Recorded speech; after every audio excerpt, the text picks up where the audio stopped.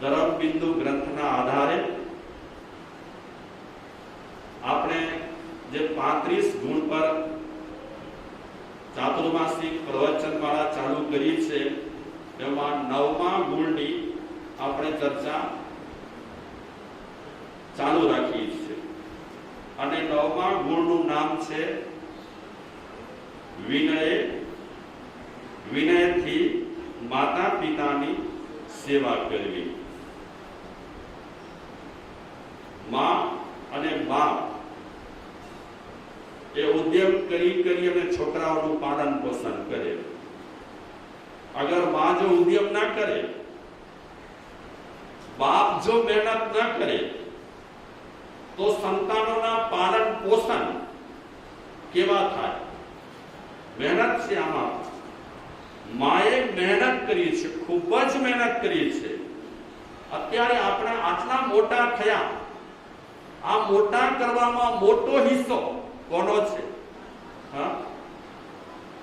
મા બાપનો હિસ્સો રહેલો છે. આપણે ભલે મોટા થયા પછી એવું માનતા હોઈએ કે ના ના આ તો મેં મારી મહેનતથી બધું કર્યું છે, પણ બધું આપણી મહેનતથી નથી થયું. જ્યારે આપણે હાલી શકતા ન હતા, ચાલી શકતા ન હતા, ખાઈ શકતા ન હતા, પી શકતા ન હતા, સરખી રીતે સૂઈ શકતા ન હતા, ત્યારે આ બધી જાતની વ્યવસ્થા, આ બધી જાતની સરભરા, આ તમામ સવલતો, સુવિધાઓ સરસ રીતે મા બાપે ઊભી કરી દીધી. અને જ્યારે મા બાપે ઊભી કરી દીધી ત્યારે અત્યારે આપણે મોટા થયા છીએ. એક શેર ફરી હું યાદ કરું. हर पल में खुशी देती है माँ, हर पल में खुशी देती है माँ, अपनी जिंदगी से जीवन देती है माँ, अपनी जिंदगी से जीवन देती है माँ. भगवान कहाँ है? भगवान कहाँ है? माँ की पूजा करो जनाब. भगवान कहाँ है? माँ की पूजा करो जनाब, क्योंकि भगवान को भी जन्म देती है माँ, क्योंकि भगवान को भी जन्म देती है माँ. आवो मानो महिमा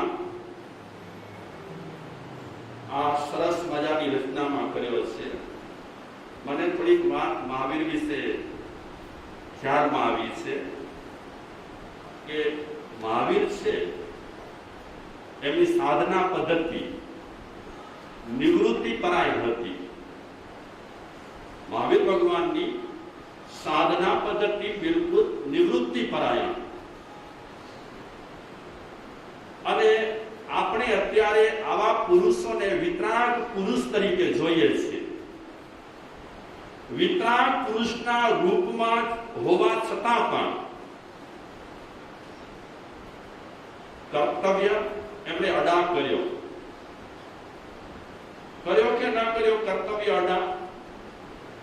આપણે સૌ જાણીએ છીએ એ જીનેશ્વર પરમાત્મા મહાવીરને કે જ્યારે માની કુક્ષીમાં હતા ત્યારે એમની પાસે 3 જ્ઞાન હતા. કયા કયા 3 જ્ઞાન હતા એ આપ સૌ જાણો છો. આ 3 જ્ઞાન વાળા જન્મ પહેલા ધરાવતા હતા 3 જ્ઞાન. એવી વ્યક્તિ કર્તવ્ય પરાયણ અને મા બાપના ઉપકાર માટે જાગૃત, 3 જ્ઞાન હોવા છતાં પણ નિવૃત્તિ પરાયણ સાધના કરતા હોવા છતાં પણ વિતરાગ પુરુષ તરીકે હોવા છતાં પણ મા બાપના ઉપકાર માટે પૂર્ણ જાગૃત, દીક્ષાથી અધિક મા બાપની સેવાને મહત્વ આપ્યો. એ તો આપણે માનીએ છીએ. દીક્ષાથી અધિક કોને મહત્વ આપ્યો?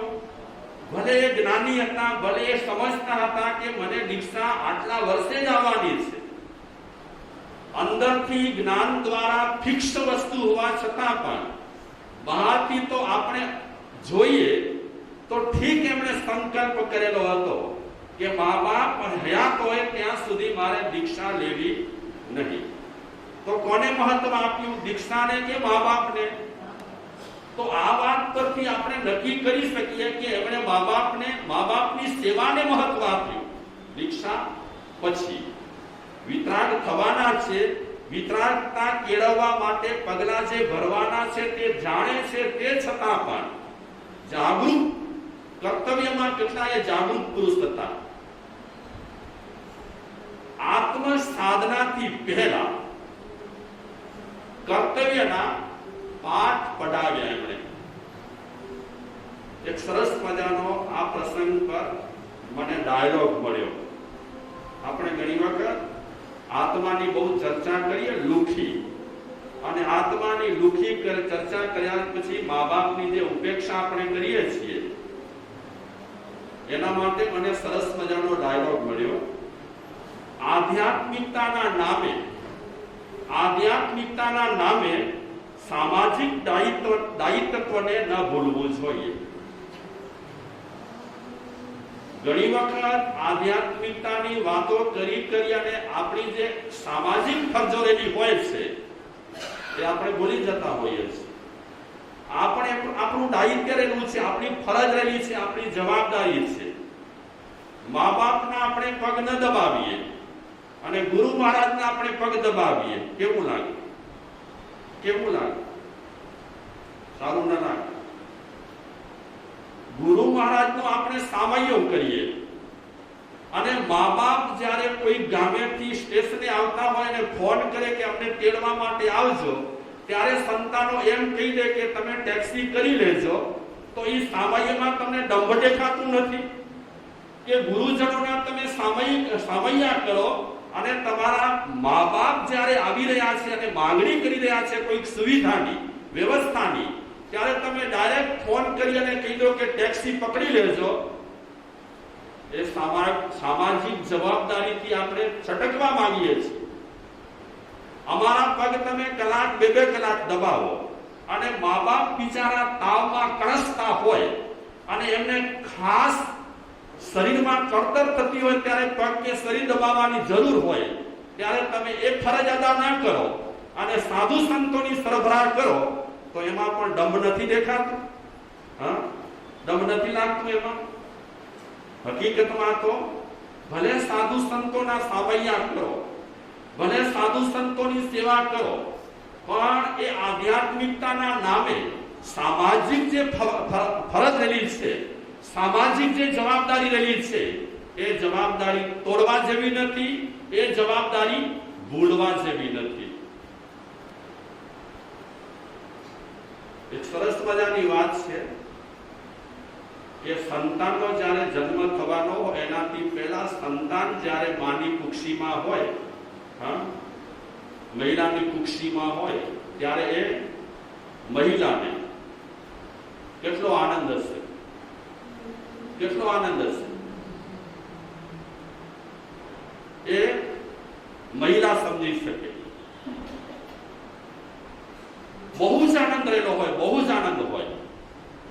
સંતાન જ્યારે થતો ન હોય ત્યારે સંતાન માટે અનેક માનતાઓ કરે, અનેક દેવદેવીને માને, અને જ્યારે સંતાન થવાનો અણસાર દેખાય ત્યારે એ માને જે આનંદ થતો હોય એ આનંદ માં જ અનુભવે, એ માને જ ખબર પડે. એક સાહિત્યકાર, ગુજરાતી સાહિત્યકાર બહુ સરસ મજાની વાત કરે છે. મા માટે કહે છે કે માએ સંતાનને જન્મ આપ્યો હોય અને પથારીમાં માની બાજુમાં એ સંતાન સૂતેલો હોય, ત્યારે તમે એવું ક્યારે જાણ્યું છે, એવું ક્યારે તમે સાંભળ્યું છે કે માના શરીરથી સંતાન દબાઈ ગયો હોય? ખ્યાલ આવ્યો? માના શરીરથી સંતાન દબાઈ ગયો હોય એવી કોઈ વિગત, એવી કોઈ હકીકત, એવા કોઈ સમાચાર તમને ક્યારે મળ્યા છે? આ એક જ ઘટના માના વાત્સલ્ય માટે કાફી છે. બાજુમાં સંતાન તાજો જન્મેલો હોય અને માના શરીરથી કચડાઈ ગયો હોય કે દબાઈ ગયો હોય, એમાં આજ સુધીમાં કોઈ પ્રસંગ બન્યા નથી. એ જ માનું વાત્સલ્ય છતું કરે છે. મને આજે એવો વિચાર આવ્યો કે થોડી કલાપી કવિની હું વાત કરું. માવીસે એની રચનાઓ હશે. એક રચના મને પણ મળી.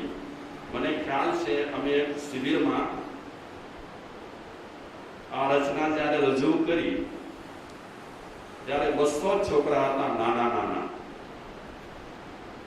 ફક્ત આ કલાપી કવિની કવિતા સંભળાવતા સંભળાવતા એ 200 જેટલા છોકરાઓની આંખમાં મેં આંસુ જોયા. નાના નાના બચ્ચાઓ. એ શું સમજે, શું જાણે, એને શું ખબર હોય, કે છતાં પણ માની વાત સાંભળતા સાંભળતા એ નાના બચ્ચાઓની આંખમાં આંસુ જોયા. કારણ કે કલાપી કવિએ એ જે રચના રચી છે એમાં જે શબ્દોનો પ્રયોગ કર્યો છે બહુ જ સરસ અને વિનાશવાળા શબ્દોનો પ્રયોગ કર્યો છે. અરર બાલુડા બાપલા અહો જનની આ હવે સ્વર્ગમાં જતી, સમજશો નહીં શું થઈ ગયું, રમકડું કયું હાથથી ગયું. એક તમે ચિત્ર ઉકસાવો તમારી નજર સામે કે માં પલંગ પર સૂતેલી છે અને એ બીમાર છે. એને જે રોગ છે તે જીવલેણ છે. ડોક્ટરે કહી દીધું છે એ માને કે હવે તમે વધુ સમય સુધી જીવો તેમ નથી. જેટલો સમય નીકળે તેટલો તમે સમય આનંદથી પસાર કરો. આવી બીમાર માં પલંગ પર સૂતેલી છે અને એના નાના નાના બચ્ચાઓ માં સાથે આનંદ કરવા માટે, રમત કરવા માટે આવ્યા છે. એ સમયે આ બીમાર માં પોતાના સંતાનોને શું કહે છે? અરર બાલુડા બાપલા અહો જનની આ હવે સ્વર્ગમાં જતી. હે બેટા, હવે તમારી આ માં છે એ થોડા સમયમાં ક્યાં જશે? સ્વર્ગમાં જશે. તમે વિચારશો નહીં કે શું થઈ ગયું અને રમકડું ક્યાં અલોપ થઈ ગયું. વિસરી સે જસો છાતી પાપડી, ઉપર જે તમે કૂદતા સદા, વિસરી ના શકે બાલ માતને, રમત તો હવે રોઈને કરો.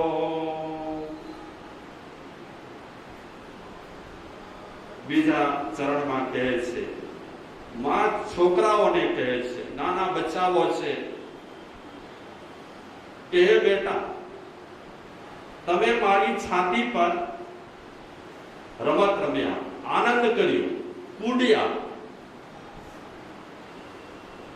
જે છાતી પર તમે કૂદતા હતા, રમત કરતા હતા, આનંદ કરતા હતા, એ માની છાતી અને માં ભૂલાય નહીં. પણ હવે તમારે આ રમત રોઈને કરવી પડશે. શા માટે? કે હવે માં પણ નહીં હોય અને માની છાતી પણ નહીં હોય. એટલે તમે જે રમત રમશો એ તમારે હવે રમત રોઈને કરવી પડશે. તમ પિતા સદા વહાલ રાખશે, પણ માતની ખોટ ભાંગશે.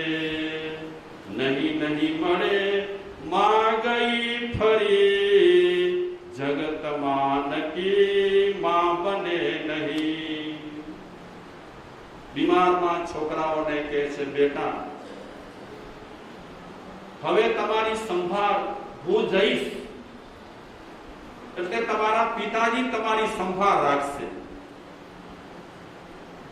પણ માની જે ખોટ હશે એ ખોટ તમારા પિતા પૂરી નહીં કરી શકે, અને માણ એક વખત જશે એટલે ફરીને મળશે નહીં. જગતમાં બીજું ઘણું ફરીને મળી શકે છે, પણ માં એક વખત જાય તો ફરીને મળતી નથી.